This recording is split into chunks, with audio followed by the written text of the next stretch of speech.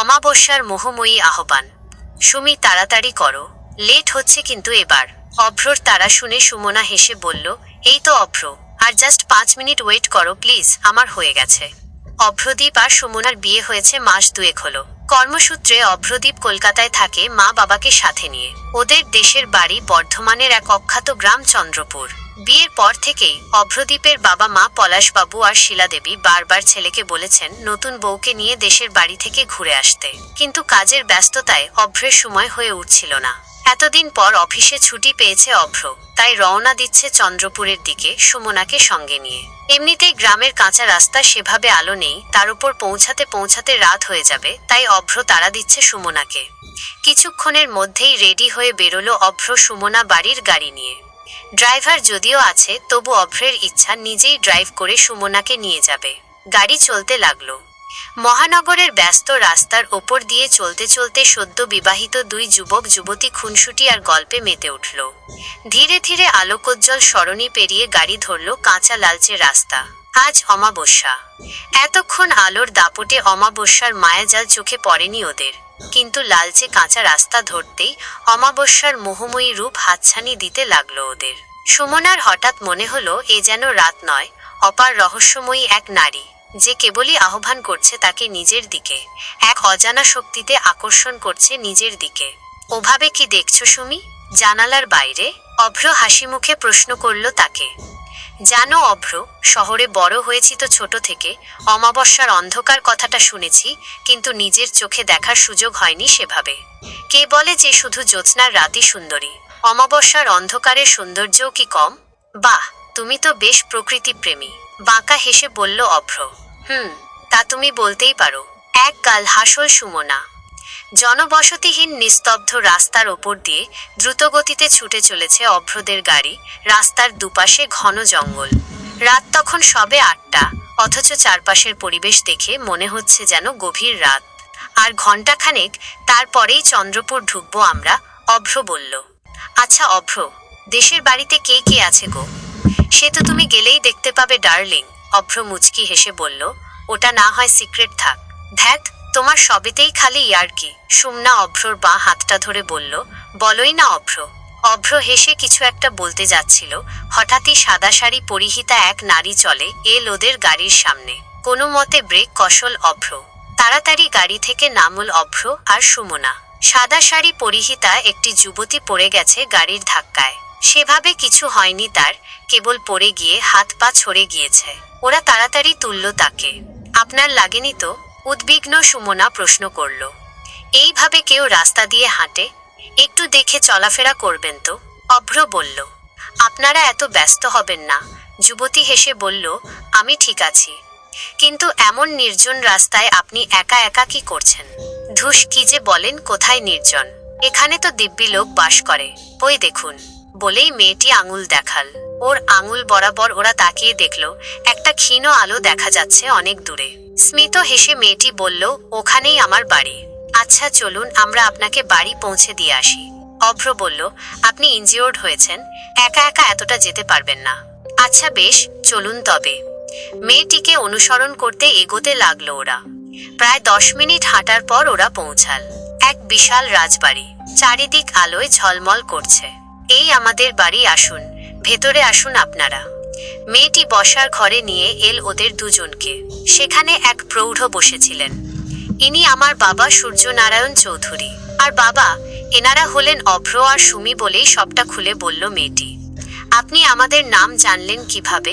আমরা তো আপনাকে বলিনি, অবাক গলায় প্রশ্ন করল অভ্র। আমায় সরাসরি বলেননি, কিন্তু রাস্তায় আসার পথে আপনারা নিজেদের একে অপরের নাম ধরে ডাকছিলেন, তাই জানতে পারলাম। স্মিথ হাসল মেয়েটি। আচ্ছা এই ব্যাপার, তবে আপনার একটু ভুল হয়েছে। কি রকম? আমার নাম অভ্রদীপ আর ওর নাম সুমনা। আমরা একে অপরকে সংক্ষিপ্ত নামে ডাকি, আপনি সেটাই শুনেছেন। আচ্ছা বাবা, বুঝলাম। সূর্যবাবু হেসে বললেন, তোমরা অনেক দূর থেকে জার্নি করে এসেছো, ক্লান্ত আছো, এখন বসো তো।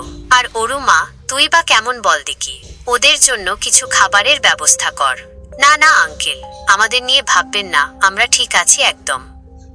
অভ্র বলল, আর বাই দ্য ওয়ে, আপনার নাম কি? আপনার নামটাই তো জানা হলো না। আমি অরুণিমা সেন, মা বাবা অরু বলে ডাকে। সেন? হ্যাঁ বাবা, আমার মেয়েটা আসলে বিবাহিত, কিন্তু আমি আমার কাছেই রেখেছি অন্য কারণে। সেসব অনেক গল্প পরে বলা যাবে তোমাদের, কেমন? আচ্ছা আঙ্কেল, তাই হবে। হ্যাঁ গো বাবা, মা কই? এসে থেকে মাকে দেখছি না তো। গেস্ট রুমটা পরিষ্কার করছিলাম রে। অভ্রদীপ আর সুমনা তো আজ ওই ঘরেই থাকবে, সেই জন্য। এক প্রৌঢ়া এসে বললেন। তা বেশ করেছো মা। অরুণিমা সুমনাদের দিকে ফিরে বলল, এই হলো আমার মা, শান্তনা চৌধুরী।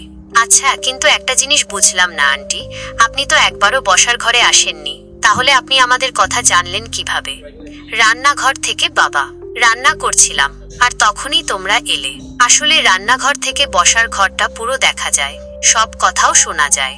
বাহ, এ তো চমৎকার ব্যাপার, সুমনা বলল। কিন্তু আন্টি, আমরা রাতে এখানে থাকতে পারবো না। এখান থেকে এখনো 1 ঘন্টা যেতে হবে আমাদের। কোথায় যাবে? চন্দ্রপুর? আমরা চন্দ্রপুরই যাব, কিন্তু আপনি কিভাবে জানলেন বলুন তো?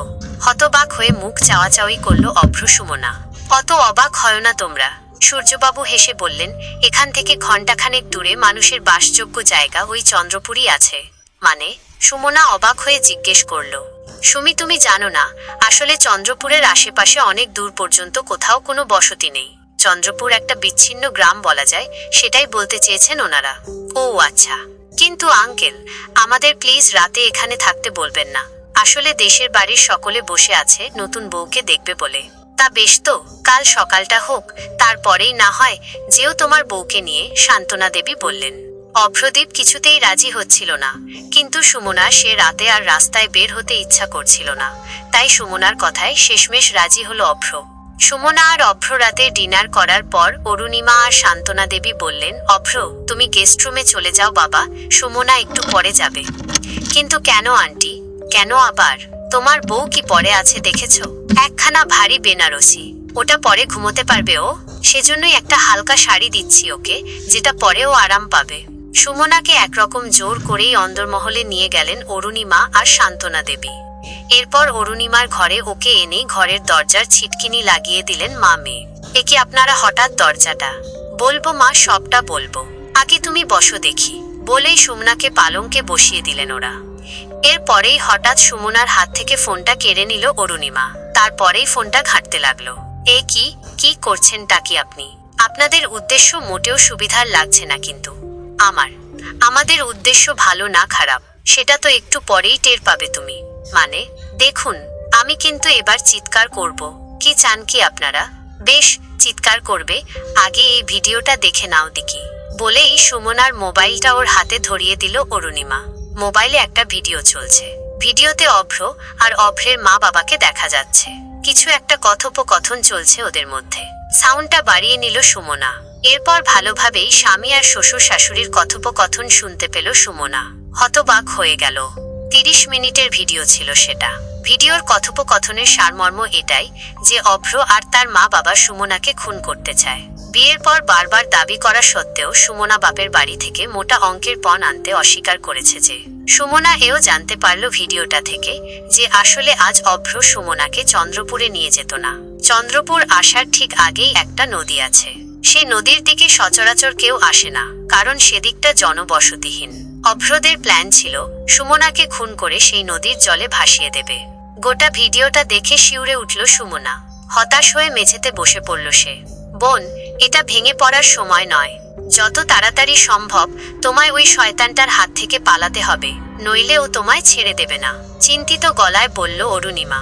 কিন্তু একটা কথা বলুন তো, এই ভিডিওটা তো আমার মোবাইলে ছিল না, আপনারা এটা কোথায় খুঁজে পেলেন? এখন এসব ভাবার সময় নয় সুমনা, শান্তনা দেবী বললেন। এখান থেকে যত তাড়াতাড়ি সম্ভব পালাও।